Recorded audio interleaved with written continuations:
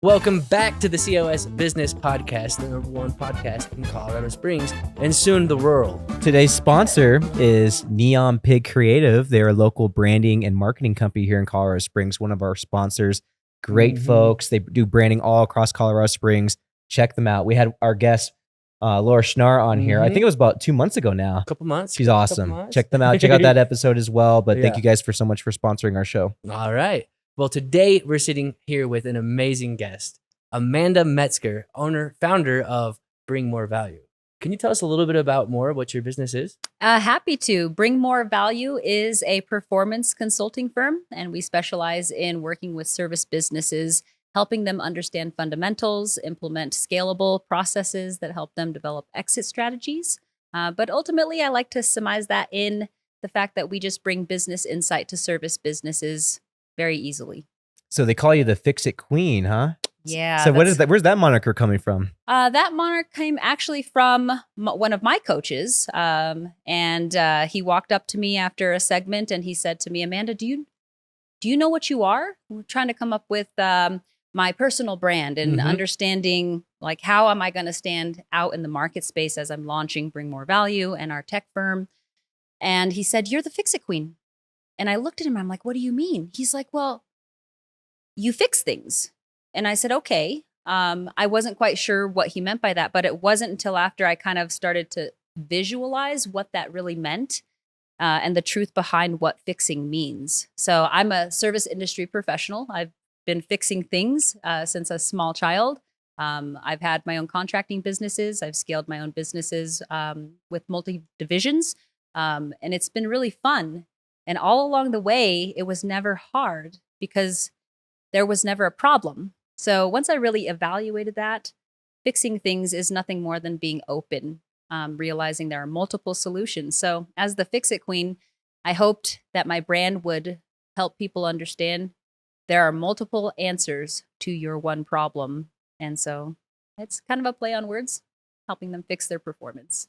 I love it. That's awesome. So where does that come from inherently with you? Like, do you have a mind for that? Or like the Fix-It Queen, like you like to fix things, you're a problem solver. Normally that comes from someone who's like good at math and science, because those are inherently like problem solving types of, school things, as opposed to like history or whatever it might be. Those tinkerers, problem solvers usually come out of that space. So where's it come from with you? Well, I would say that my family business is part of it. I come from a very mechanical and intellectual and cerebral background where it crosses a bunch of different traits. My family business is in the logging and forestry industry.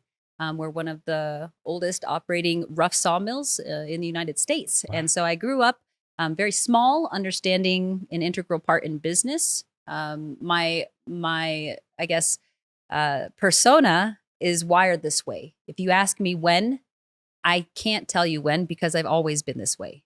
I remember being 5 and 6 years old and my oldest sister looking down at me and saying, grow down, because I always had more of like an evaluation aspect where I'm just analytical.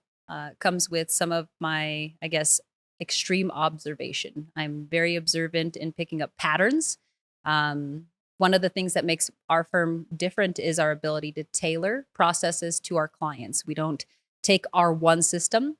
We actually take a tailored approach, and I'll go in observation mode for a period of time with clients, and we document their business in a way to help it be conformed to the way they deliver versus trying to have them go the other way and basically change the way they deliver service to something that doesn't quite fit. I call it extrapolation, right? When you're able to take something from a complete assembly, but also throw it up and have this extrapolated view and understand each and every component and how it all plays together.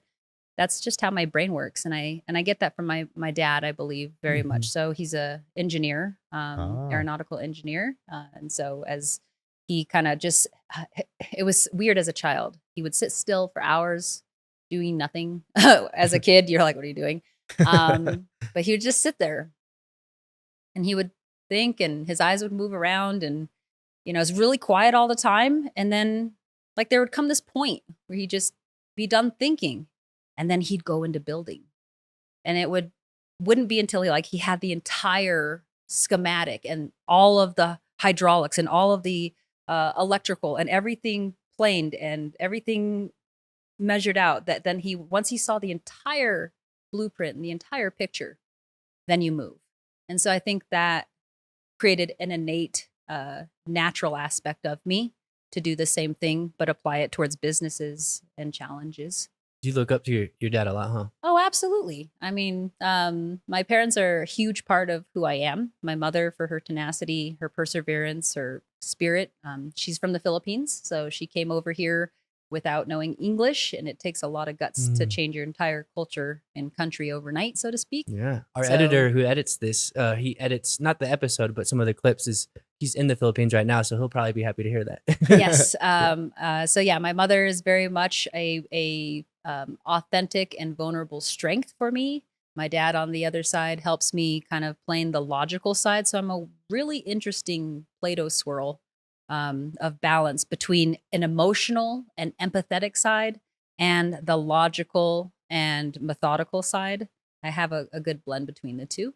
You mentioned logging. Is that Pacific Northwest? Where is this up logging? Here in Colorado. In Boulder, up here in the Really? yeah, absolutely. So in they're the Rocky here. Mountains. They're Yeah. here in Colorado. Yeah, we're located at 7860 Diagonal Highway. If you're looking for any raw materials, things like that, post pole, skip peel, hand railing, things like that.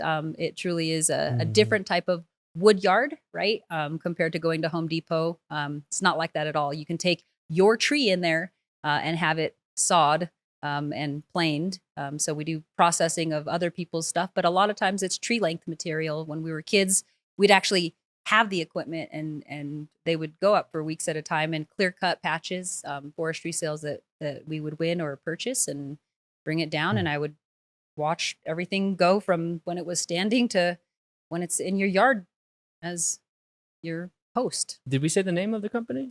United Wood Products. Okay. We're going to take a quick break and thank our sponsors. Pinnacle Advanced Primary Care. Skip the healthcare hassle with Pinnacle Advanced Primary Care. Direct primary care for a simple monthly fee, putting health first. No insurance needed. Experience personalized care that's as unique as every individual. Visit pinnacleapc.com to learn more. That's pinnacleapc.com. Franchise Succeed. Grow any business with Franchise Succeed. From development to expansion, turning small businesses into national brands through franchising. Start scaling up with a free consultation at franchisesucceed.com today. That's franchisesucceed.com. Planet Duct. Breathe easier with Planet Duct, Colorado Springs' premier air duct cleaning service. Powerful vacuum trucks rid homes of allergens and dust. Clear the air by visiting planetduct.com. That's planetduct.com. Epic Eyewear. Elevate style with Epic Eyewear. Innovative designs meet unmatched quality, ensuring a great look and better vision. Discover your next pair of shades at epiceyewear.com. That's epiceyewear.com, spelled EPOCH eyewear.com. And we're running a special discount right now, Andrew. It's COS BP 15 for 15% off your 15% off your freaking order at epiceyewear.com. We're wearing the sunglasses right now. If you're watching, listening on the audio, definitely check out the video so you can see and check out how epic they are. EPOCH eyewear.com. Eyewear.com. Now we will get back to this episode. That's awesome. Yep. You seem, I mean, we've already talked for a couple minutes before the show even started, but you're very business savvy and it's awesome to see. And so obviously you're raised around that. And obviously there's probably other businesses you've probably had in the past. And then, once you started this business, you have your stripes, so to say, like you have your stripes and your acronym, your business acronym. So when you're talking to these clients, they know like not only are you talking to business owners, but it's by a business owner. You're a business owner yourself, right? So tell me a little bit about that. You grew up with entrepreneurial family. Did you have other businesses before this one as well? My first business technically was basically a resale endeavor, and it got me from 11 to roughly 15. And right around that age, I started my first service business, which was a landscaping type of a business, but okay. it was a niche, right? The rich is in the niche. So I only did basically 2 tricks. I was in high school, and given the fact that I had access to a family wood yard, we had some interesting aspects to what we called odds and ends and random things that were not square. And my dad would let me take that raw material, and if I could create value, bring more value with what was now just something that's discardable or just sold for nothing almost. I could do something with it. So I specialized in doing above ground pool platforms. Oh, wow. And fencing enclosures. And I only marketed and went after people, and I partnered with the above ground pool installation companies. So I'd have my little flyer and I'd go and I'd be like, hey, if you guys ever sell a pool and, they have kids, law makes it so you have to have fencing enclosures. And then you have the little A-frame rickety ladder. So I would basically cannibalize the components of that, and I would build platforms, and they were all custom because I wasn't working with square materials. So everything had to be tweaked and engineered and look straight and feel good, but usually it was not. It was extra. Dang, that's crazy. What a heck of a first business to get into, something Right? like that, right? It's good. I mean, it's not typical because you don't usually have access to equipment. True that. But I had access to an entire wood yard, Yeah. an entire wood shop with everything from planers to joiners to bandsaws to, you name it, it was available. Somewhere in the books, the photo books, there's pictures of us kids, with nail guns, but they were like this big, right? So we're like, psh, psh, and most people are like, what? It's kind of like you're 7 with a nail gun. It was just a different time. Yeah. Like, okay, okay, it's not child labor. All right. On the same token, I you would think about that. Like, oh my God, child labor. No, it actually was.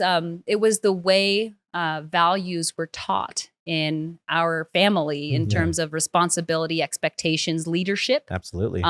Like if you don't understand that your piece is this part of the puzzle and you let it down, it could affect the entire, ecosystem, so to speak. And maybe it was a non-traditional way to go about it. But when I look back in hindsight, I learned a lot of values as a child in terms of, don't get me twisted, shrinkage margins. Which means stealing, right? It means loss. Okay, and it loss, can come in a multitude of ways, from turnover to theft, internal, external, just wrong order. Things, shrinkage comes in all kinds of shapes. But I learned very young, and I didn't realize till I was older that, everything has an effect. One of my favorite sayings is an old Indian proverb about a blanket, right? And I use it with my clients all the time. And I tell them, you can't take 2 inches off the bottom of the blanket and sew it to the top of the blanket and have more blanket. There's only a certain amount of resources available. So processing raw materials in our forestry business taught us how to properly use the byproducts, how to thoroughly use all components without waste as much as possible. So I just learned very, very young, like all of the components, but I didn't draw the connections. But that was early, very early. And it gave me my natural and innate ability to kind of pick up and build systems and processes. But honestly, it really didn't come in until after I hit what I call the mountaintops. I've been blessed to have some phenomenal business mentors and coaches come into my life through my willingness to ask and say, okay, I give. Obviously, I didn't know, or I don't know. I knew enough to get to this point, but somewhere something's not planing together correctly. And I was fortunate enough, as I was running my service business, we were operating electrical. I moved contradictory straight into water treatment. Doesn't kind of mix, right? Water and electric. But that was my extension into water treatment. And then we went straight into plumbing. And as I kept branching out, it was very much from what it was I didn't know.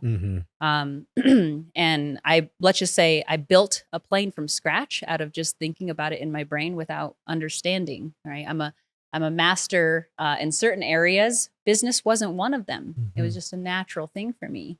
My true training, if I were to say, hey, my certifications, I'm an automotive mechanic. If you want to go look at my degree, that's what it's in. I'm certified in that aspect. But after I built my machine or my plane and I got it up into the air, as I put the instrument cluster together, I had some gauges mislabeled. Wasn't that I had the wrong gauges, I just didn't understand an altimeter because I've never had to be in the air before, but I knew we needed one and I just didn't know exactly how to wire it in there. So it wasn't until I had some learning lessons and I understood marginalization, sustain rates, and certain practices that people don't learn until you learn them hard or you learn them through school. Business mentors came into my life and they said, can we just show you what these labels are? Because, you're a great engineer. And so I got picked up and I stand on the shoulders of giants, to be quite honest. Even to this day, I have mentors and coaches that are above me. And I consult with and talk with them about my client load and what they're going through. I believe very much practice what I preach. Yeah, talk a little bit more, because you're already getting into it, but about the fact of so many business owners actively think that they're the master when they go into something. And a lot of business owners isolate themselves, right? Because, they're doing this thing on their own and people believe in them, but they feel like they have to have all the answers themselves. And so you're talking about like this endless cycle of them just hitting that ceiling over and over and over again, because they're not able to have the growing pains to transcend wherever they're at to the next level.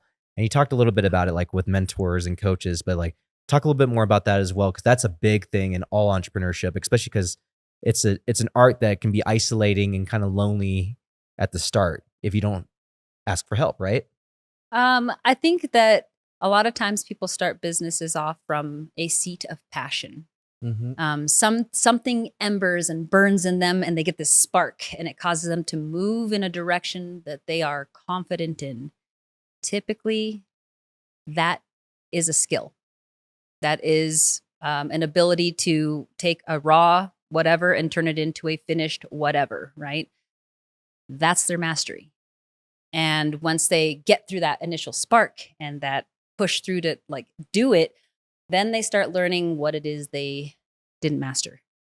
And that's when it starts to get scary. And they can put what I consider reverse polarity or opposite and or resistant energy out towards what they actually had great clarity on initially. Just because you hit a point of stunt doesn't mean you stop. It just is your first point of where you need to become more aware. A lot of times people take that inward as a lack of capabilities rather than an indicator to reach out and create more, skill sets and attributes for themselves. So yeah, a lot of times it's lonely. It's lonely because people are afraid to say, I don't know. Like I started a business. Well, what are you doing starting a business if you don't know? Well, I knew how to make a widget into a whatever, or, fix this thing. But honestly, how much do you charge? What do you charge? Well, what are you, how much should I charge per square foot? Like how much? And so if you're asking those questions, those are indicators that there's just areas that you just need a little bit more understanding, because you do know what you're doing. You just only know it in this one pillar. Information is fun because you can tie information from here over here and create almost instant assimilation in how you actually build something. Just like you build your product or you deliver your service, there's correlations in that in terms of business fundamentals and building structures, right? So for me, I think that space that people go inside is because they don't have permission to fail. That's one of the very first things I talk to our clients about when they're building their teams. Please give them a chance to fail. Give them a chance. If you are not going to give people that you're hiring to help you a chance to fail, so you can see where they need temperament, guidance, strength, upliftment, you're never going to strengthen the weakest links. You're just going to cover them through your micromanagement, and micromanagement doesn't scale. What's an example of letting someone fail? Perfect example would be one of our clients is a multi-service company. And part of our services we operate and bring more value is a temp to hire service called the Alpha Admin Program. So as we help you build and structure your processes and tailor it to your business and your plan, We then actually help you reduce your turnover by placing the admin or the other half of your business as you get ready. One of the examples to give you would be we placed a position in an administration for dispatching. Business owner on one side was very worried about their ability to do what I was doing while we were finding some placeholding. Mm-hmm. And so as we did this transition, I purposefully, after we got them through certain amounts of training and certifications with what we do, I made it so there was no contact. And I made it very clear that the tasks are very simple, X, Y, and Z. If you need to reach out to me because you're stuck, that's okay. But I implore you to go discover, be curious, go touch all the buttons. Each portal's different. And I gave them permission to go like a child instead of from more like an adult that's going to be punished for failing. No, go in. If you discover something, you're just adding more to your map. So what I did in that moment was I stepped back from the administration after we got them onboarded and into the position.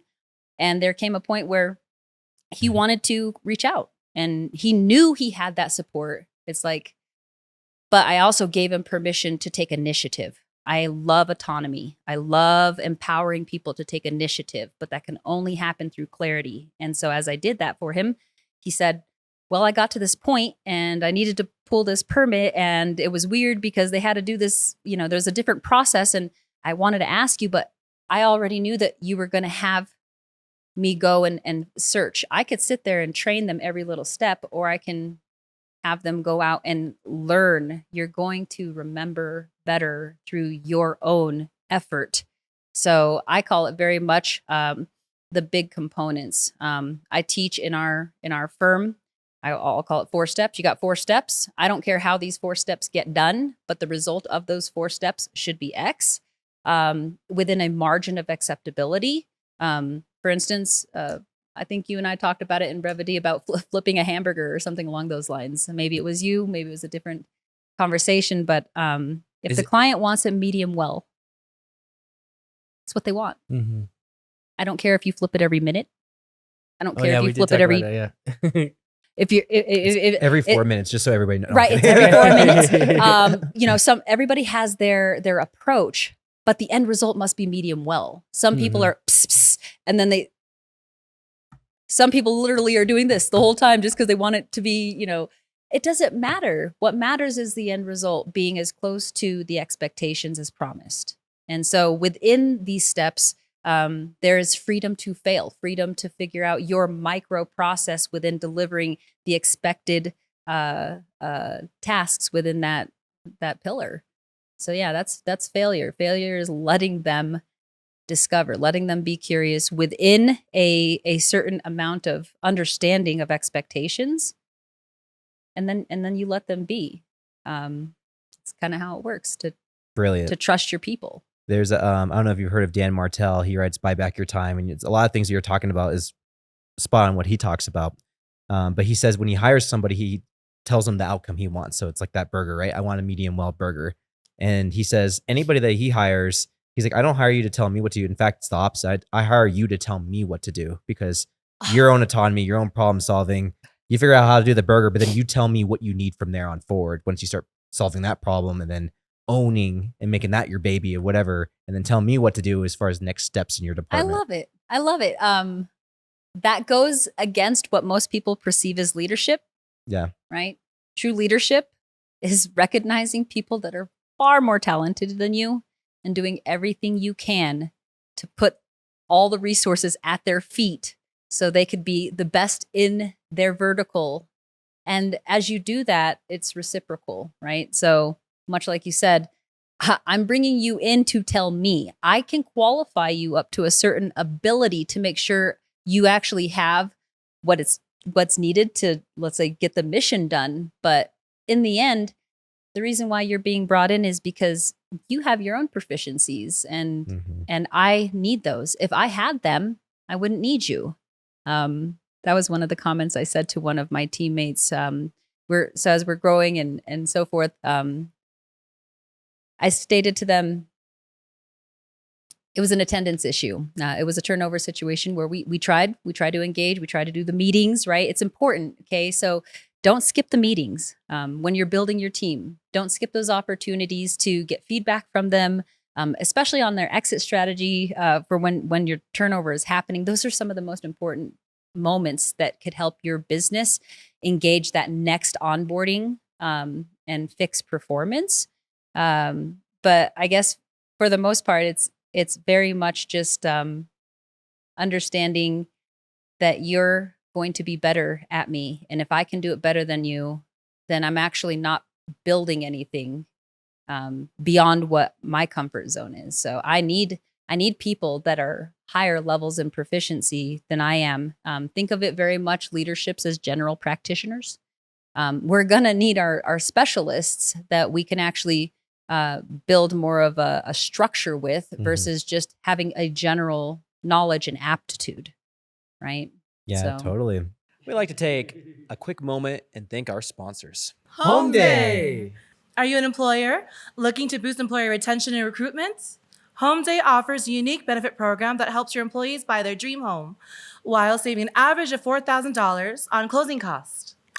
Neon Pig Creative. Bring brands to life with Neon Pig Creative. Dazzling designs and strategic marketing make businesses stand out. Spark creativity at neonpigcreative.com. That's neonpigcreative.com. Exponential Impact. Fuel startup success with Exponential Impact. Mentorship, resources, and support available to amplify impact. Join a community of change makers at exponentialimpact.com. That's exponentialimpact.com. Fast Signs. Fast Signs can help you with all your signage and visual marketing needs. Whether you're starting a new business or just need a signage refresh, let Fast Signs help you. Make your statement. That's fastsigns.com. Cars Helping Charities. Cars Helping Charities is a turnkey fundraising solution for nonprofits. Cars Helping Charities allows your nonprofit to accept vehicle donations, which are sold, and then the funds go to the organization. CHC is partnering with my nonprofit of choice, Mattersville, to help them raise funds through vehicle donations. Please consider donating your car to support Mattersville. CHC will pick up any car, an old clunker you have sitting in your driveway, or a car you just don't feel like selling anymore. Make sure to visit carshelpingcharities.org. That's carshelpingcharities.org. Now let's get back to the show. I think one thing that is challenging in these times, and you can correct me if I'm wrong too, because I love this type of conversation that we're having, but I think a lot of people by and large, and this can be stopped at the employment process probably with you and how you qualify candidates, but I feel like a lot of folks are already thinking that they just need to be told what to do, and they kind of subscribe to that because they've only done that in their career. They get a job, they get doled out all these things what to do, and then they do them. And I feel like those people, I mean, have always just treated a job like a job, right? Because why not, you know? And how do we get those folks to reframe themselves and deprogram themselves from that and find maybe more fulfillment in their jobs? Because I totally get both sides of the table. It's like, well, you've only told somebody what to do as a leader, but they're also only being told what to do as an employee. So they might come into a situation and be like, all right, well, I got this job, but they're going to deal out everything to me, and I'm just going to check the boxes every day and leave and, you know, clock out at 5 p.m. How do we fix that situation?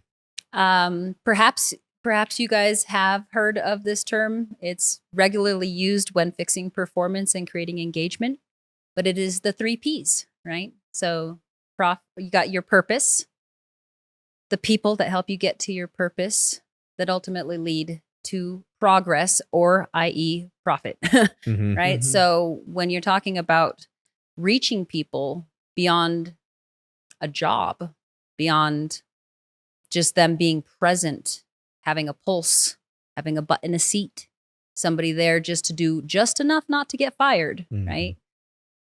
You have to touch a certain part of them that nobody's willing to. And that's a side of their emotions having to do with what they really want. So in our firm, when we hire and we bring in people, we're looking for people that are career oriented, and our goal is to develop a journey that supports them acquiring more skills. So if you're coming in for a job and your mindset is not set in a way to figure out how does this opportunity give you a way to increase your knowledge base, to add more skills to yourself, to become better, then you're just there with lack of clarity. When you have a purpose, then you align with companies that are purpose driven. And then all of a sudden you can come together in tasks that would lead to even more progress, which create an ecosystem that everybody can then share in a profit function, depending on how your compensation packages are divided up. There's so many different segments in terms of how to build certain compensation that ties to your finances. But if you want a simple answer, it would be, what makes them tear up? When you're talking to them and you can reach a certain part of their expression and you're discussing with them, why are you here? What do you want? Well, I want a job. Well, for what reason? Like, do you want a job or do you want a place? Well, I want a job because I have this, that. And they start going into this description. And usually it's like, a foot deep of all of these surface things that are all just, I call it gray matter, channel 3. Mm-hmm. And when you are able to sit long enough and peel that back, you can actually get down to something that is an emotional expression. And usually that means that you've brought them down into reaching their limbic part of their brain, right? So depending on where they are hovering in their comfortability, if they're feeling anxious, nervous, or what have you, if you can get them into a relaxed state, you can learn what actually makes that person tick, what actually will drive them.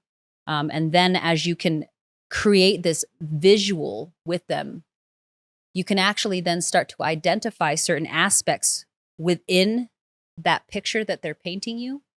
And then you can explode it into a path that ties to a financial value, right? And then now we're talking into actually building their dream and giving them a picture of how doing that with you, not for you, with you, will help every other person get to their dream that's already here. So if you want it to be beyond a paycheck, you have to put passion in it, and you have to understand what's driving that person. And honestly, a good majority of the people are never going to reveal that because they're afraid of being seen. They're afraid to really ask what they want and be clear about it. Why is that? Why do you think they have a hard time, really? And maybe they don't even know the answer for themselves. I find that like a long time ago, I would write like my life, and I need to redo it because I love this, like writing a life manifesto of like living in the moment. I wake up at 5 a.m. and I have an ocean view and I walk downstairs and my kids are there or like whatever it might be, but you're like living in the moment if you read that because it's your life manifesto. Like like if you were to live in your maximum life, what does that look like for yourself? And that helps paint the picture. And then if you're saying in present time, like I'm walking down the stairs doing this, there's something that happens, right? Neurologically with yourself when you do that. There's not something that happens.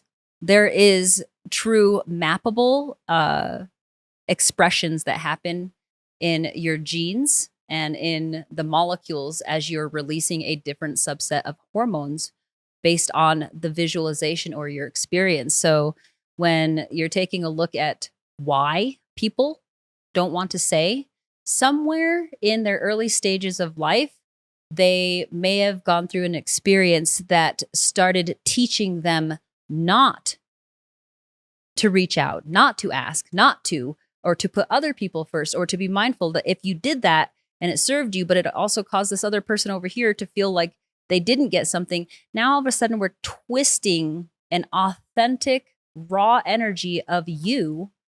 And now we're starting to box it in a way that basically creates limiting beliefs and worthiness issues, right? If you're always told every time that you want to go to the ice cream store, yes, we can get ice cream, no toppings. Okay, that means I'm good, but not enough for the extras. So what does that do? It wires your brain as an adult to not go for the extras. It's like the elephant that was tied to a stake as a baby. That thing's a beast. Mm-hmm. It doesn't know it. It'll sit there at the pole. Mm-hmm. The moment it just feels a little bit of a tug, it's a beast. Just a little bit of a tug. All it does is it creates an anchor of programmatic response. Okay, so the way we operate in our minds often has a fallback that allows us a thought process and an order based on our hormones and what we're experiencing. That's why trauma is very challenging, because you could release, let's just say, a gallon of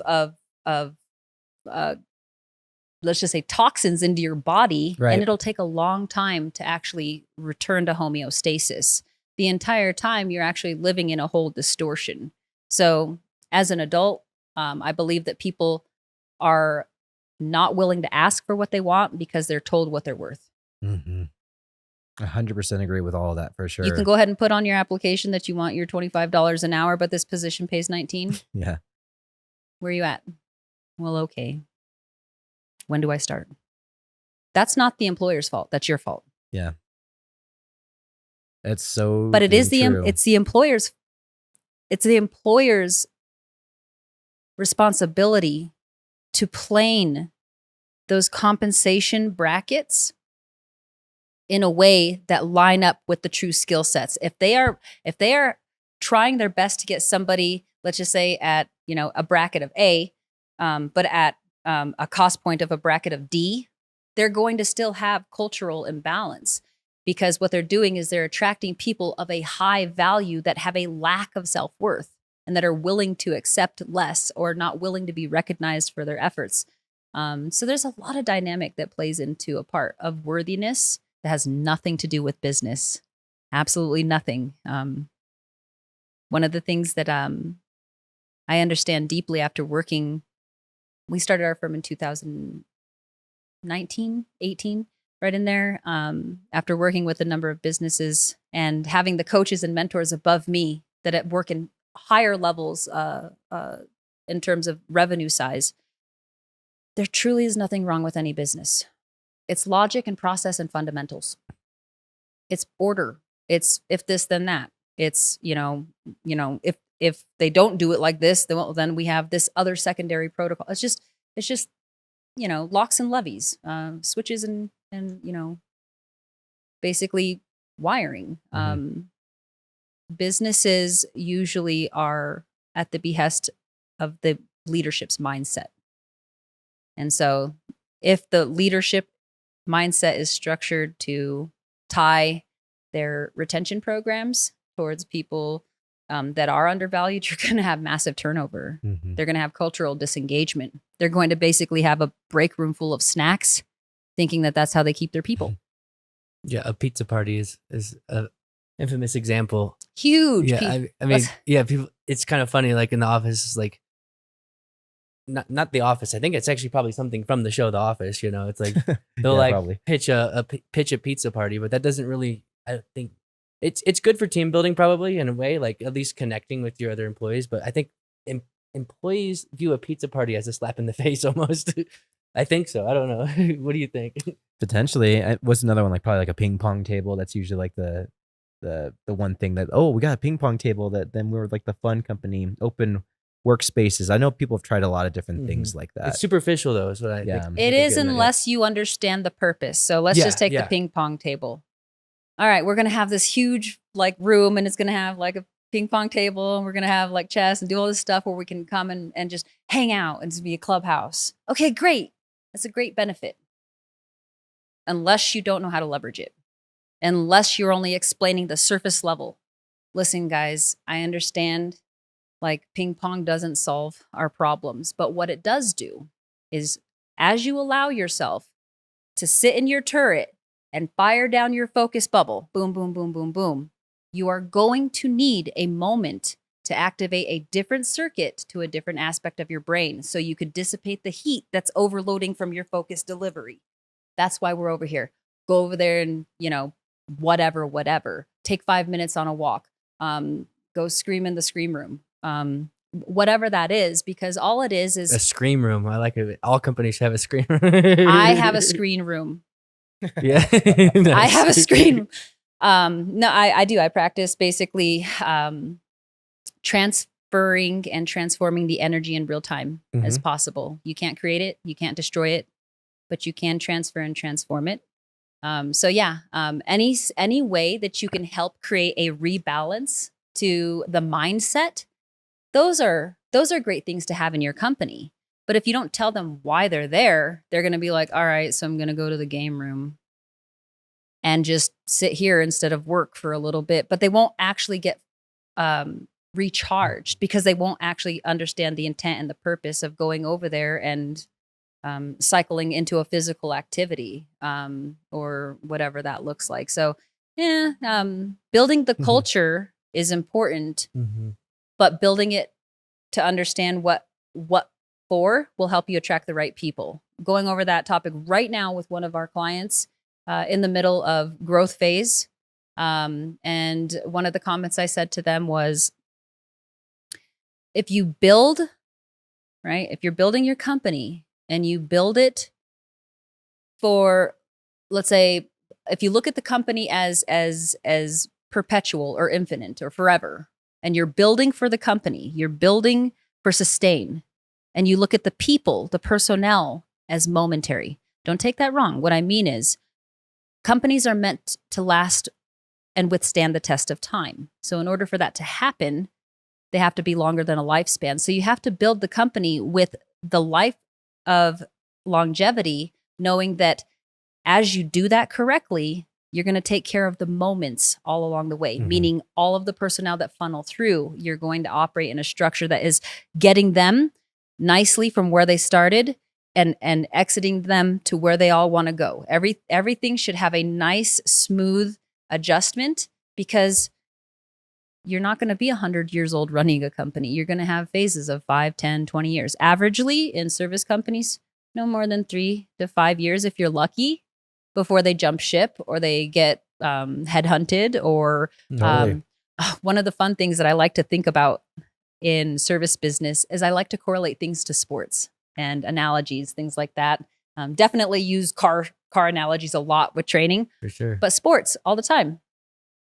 How many NFL players are there? How many NBA players are there? It's 1,400 NFL players, something like that. There's like, I looked it up recently. Right? And NBA was like, I don't know, like 500 potential. Not many. 1,400 out of the whole population, though. Now let's think about this, right?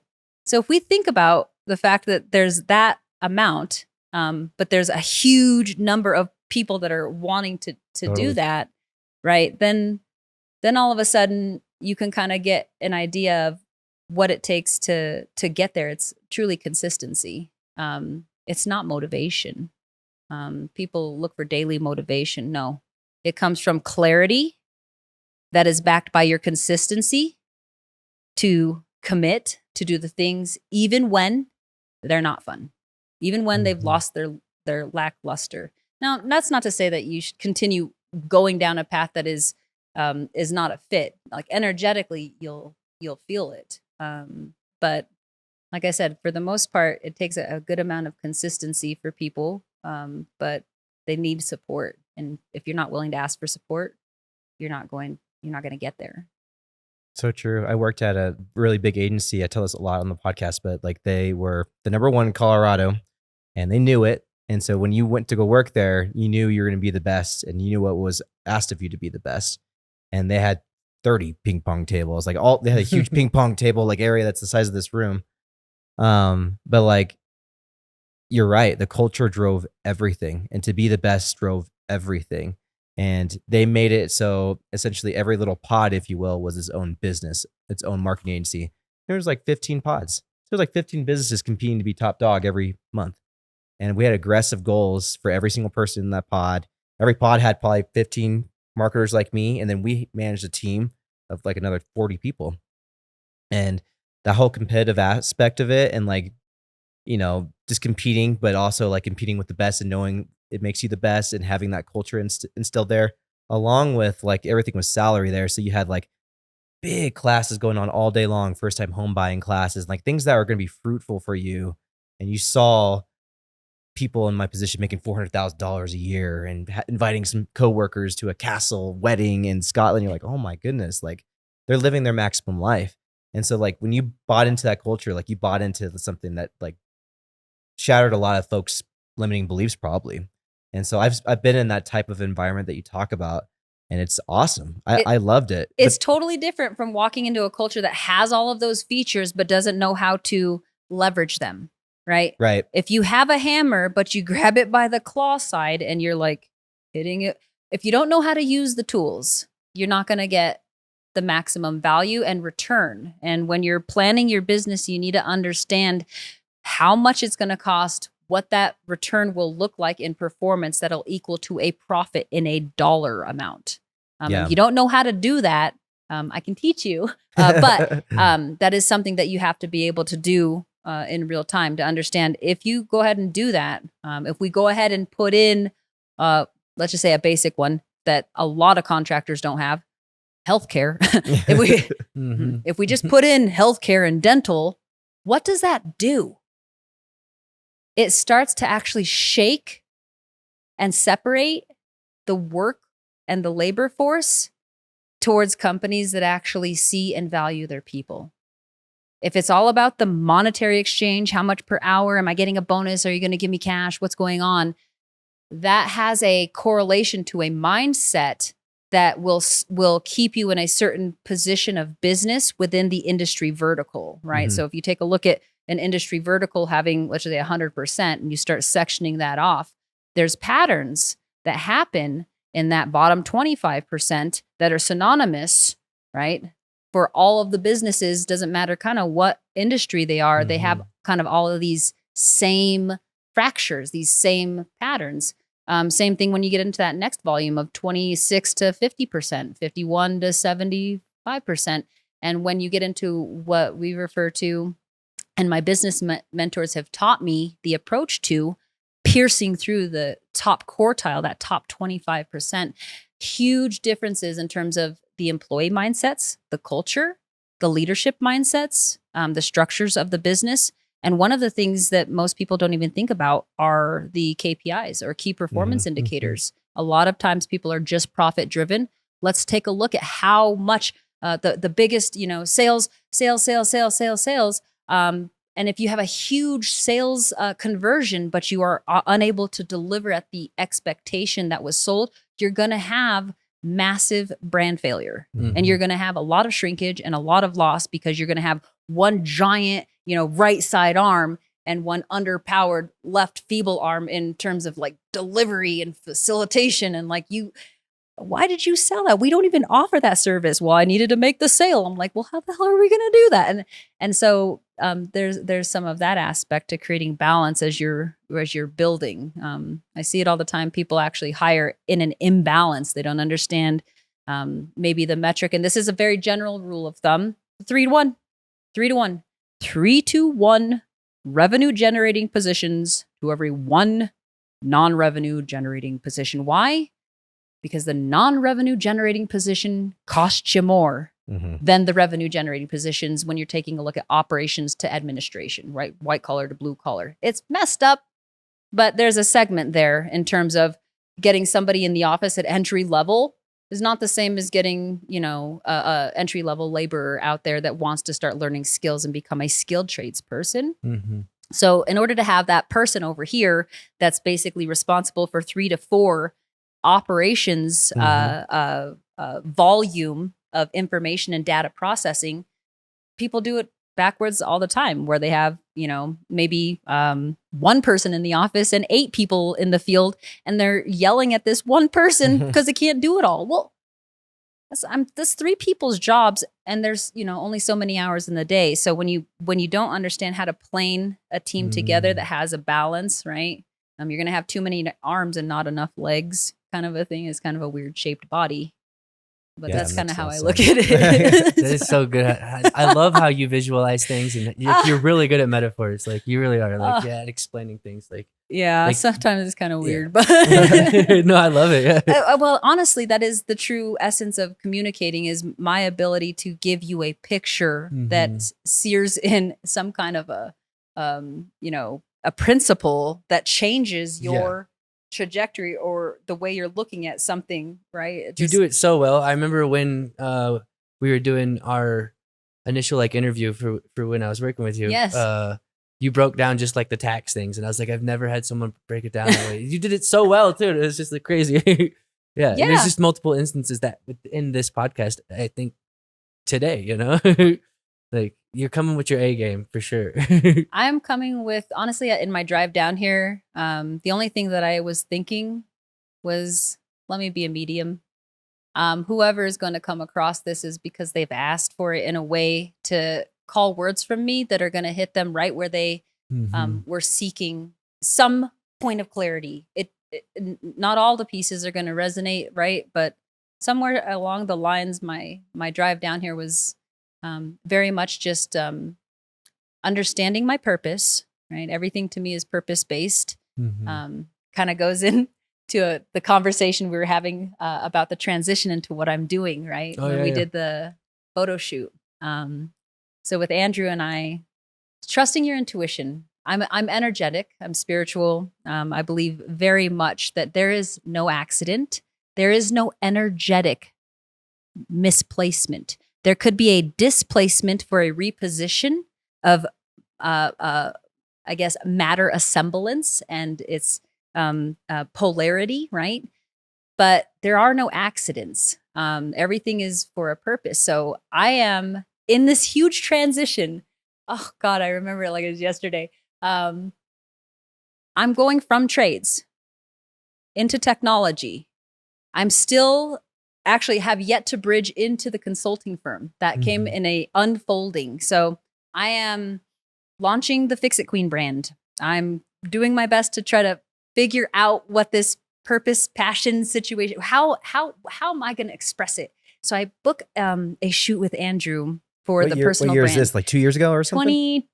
2021. Man, 3 years. something It like might have that. been 3 years ago. 2021. Maybe 2022. Yeah. No, Somewhere it was around there, it was a couple years ago. We did 2 back-to-back shoots for the branding initiatives and some campaigns that I had in my head. I always have too many things going on in my head that never actually get put out, but that's all right, building teams and then giving autonomy once they understand the assignment. So I'm meeting with Andrew. He's helping me. I felt so comfortable with you. There's just something about your spirit that makes me very relaxed. Thank And really appreciate that I guess that aura or that energy that you create just being who you are. So we're doing this photo shoot and I'm nervous and got my tool belt and got my hard hat. My Fix It Queen brand is me in my stiletto work boots. Yeah, work right. boots. Okay, so this is truly my trade dress, right? This is like They're like 5-inch work boots. they're but I mean, technically, I could wear them on job sites if I had to hit a site For with sure. them, Okay. right? So Nice. I'm totally versatile in them. But they're the heeled boot, and basically, I have my tech shirt on, and then my tool belt, and all of my tools and all of my stuff in it, and then my hard hat. And that's basically my stage presence and trade dress.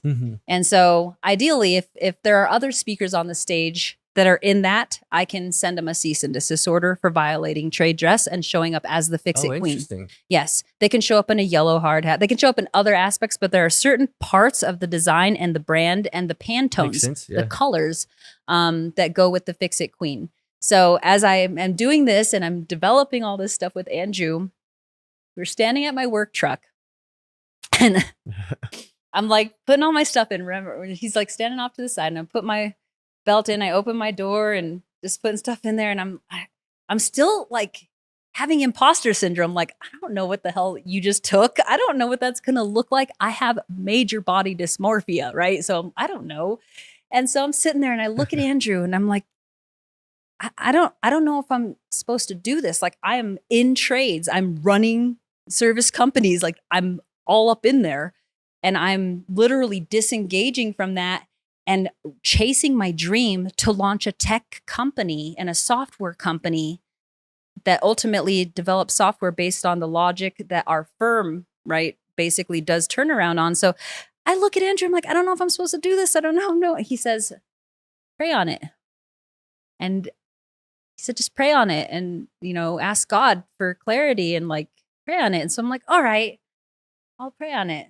So I put my tools in there and I'm closing all my stuff and you part ways. You go off and I'm thinking about it the whole drive. Guys, be mindful with your words. Driving. What do I need clarity on? Like, obviously I took the guts and I booked a photo shoot and I paid the money. Obviously I invested in myself. It wasn't a cost to me. It was like an investment in that path. And so my prayer was, please be mindful with your words. My prayer was, I got home. I put all my tools, I unloaded my truck, put all my tools. Okay, so it's a double layer security into my building to get into the storage, all that fun stuff. So I put it all away. I go upstairs, I relax, and I'm sitting, I say my prayer. God, I really don't know. And I'm okay with not knowing, but could you show me? If these tools are meant to do their life's work in my hands, could you please show me? No, just show me. And then I went to bed. The next day I woke up and all my tools were stolen. No way. All of them. Makita tools. No, they were all Milwaukee's. Milwaukee. That's Yeah, right. no worries. But Milwaukee. I said Makita. Sorry. No, I'm sorry. I'm trying to get in with Milwaukee for their Unibit tips for our software. But anyway, so yeah, I woke up the next day, went downstairs to basically load up what I needed for the little job that I had that day, and literally fell to my knees. And the only thing that got me up, I laid there on the floor, not realizing I did this to myself. I know I didn't steal it for myself, but I did this to myself in terms of I opened up to see, I opened up to ask. And so I remember laying there and I'm like crying, like, I don't know what I'm going to do, man. Like, I'm a single mom. I got to go do work. I got to do some things. And I flipped on my live video and I was laying on the ground. And the only thing that got me off the ground in that eddy of feeling loss was showing up for people and me basically sharing with them in this moment what my experience was and how that literally ripped my heart out. And like, only because I'm here sharing with you, I have to show you also, you have to have the strength to get up and to take it right in stride. And it was, I don't know, probably a few months. I finally processed what happened, and then I went the full direction. And and now we're, helping companies all over the place and teaching business fundamentals, helping business owners understand things about stabilization and building something that's bigger than themselves. And I can't imagine doing anything else. Literally, I wake up every day and I'm like, I love my life. Like, it's chaos. I get calls from people having issues, non-payments, phases, misfacilitation, people are quitting, this guy didn't show up, all of the things that happen with business. But to me, they're not problems, they're privileges. They're privileges because we're competent and we're capable. And so why not us? Why not put that weight on us? It's not heavy when you have the ability and you're willing, right? Wow, what a crazy story. So you've heard this story before? Oh yeah. He was part of this transition. You're part one of the story, yeah? But he's part of the transition of it all, where I actually, I jumped full into a different direction. Wow. All on a prayer,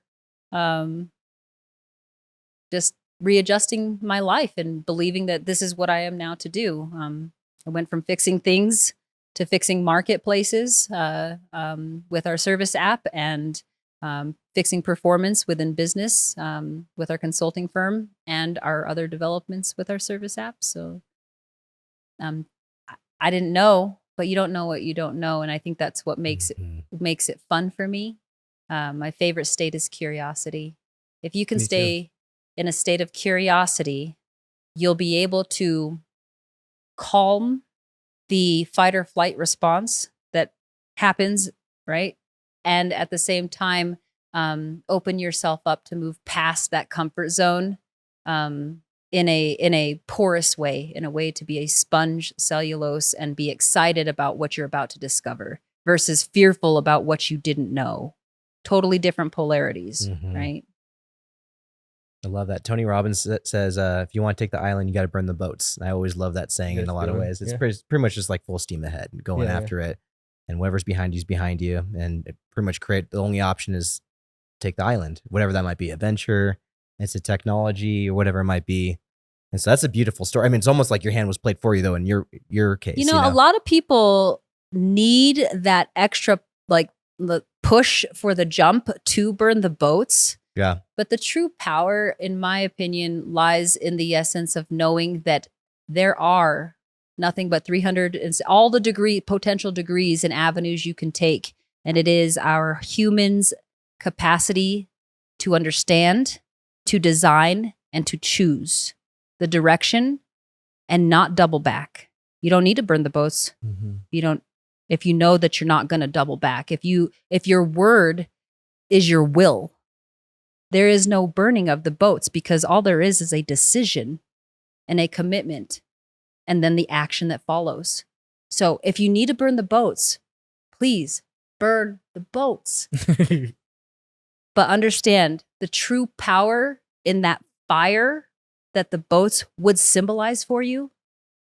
It's inside in your ability to choose, your ability to commit, and to know that it comes with a ring of unknown. But that's where we've always been. We didn't know how to walk. We didn't know how to crawl. We didn't know how to talk. But it didn't stop us. It didn't stop us from having that innate ability to create autonomy. It's just the natural order of things. So burning the boats, it is great to push you outside of the ring into that area that's uncomfortable. And now you can't, because the boat, the burn, and and now you have no choice. But just think how much further you would go if you didn't even pause to hesitate, to even think back about the fact that you burned the boats, that you were just what I consider a metronome. This is your life. These are your decisions. And this is your word. And unfortunately, word is, I think, undervalued. Not even I think. I know it's undervalued. It's undervalued because a lot of people throw its weight around as if it's a feather when it's really a brick.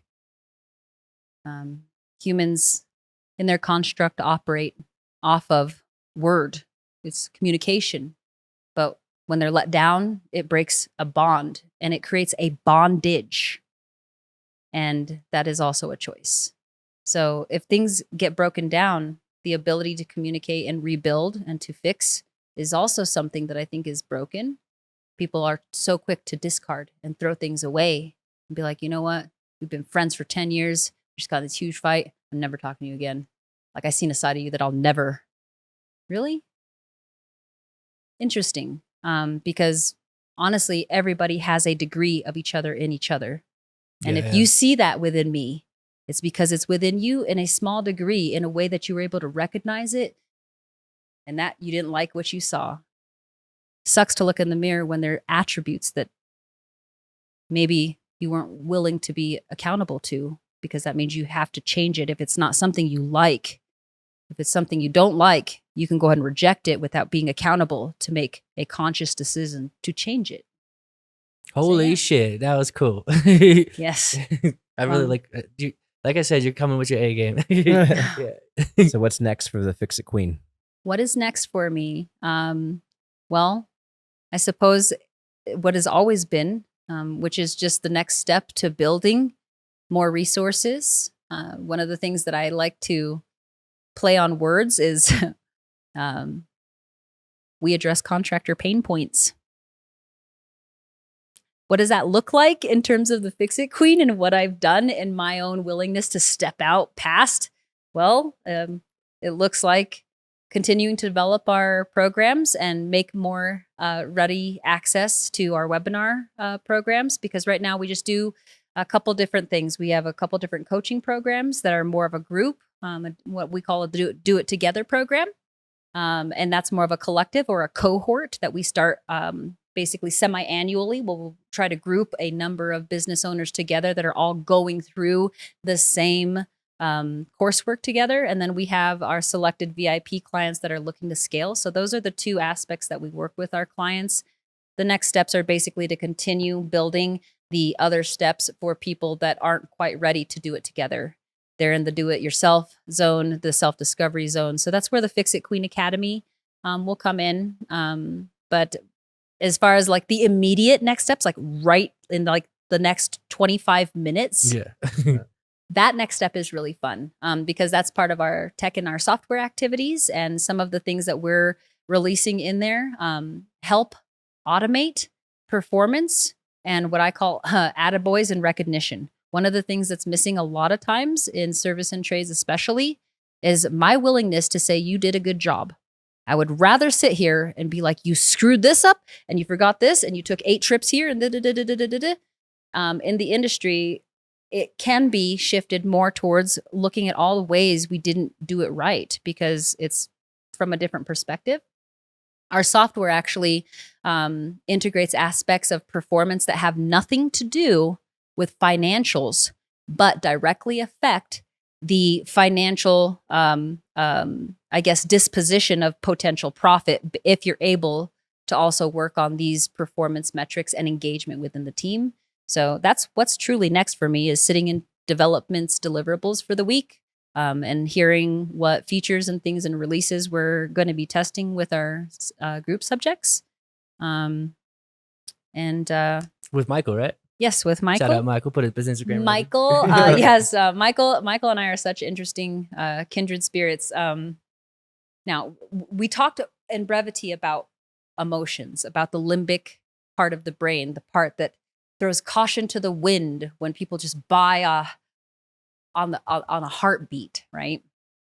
So Michael and I met. I was running trades and construction, I was literally running 3 different divisions. We had 11 service vans running all amok. I met Michael. I did not tell him what. I told him why.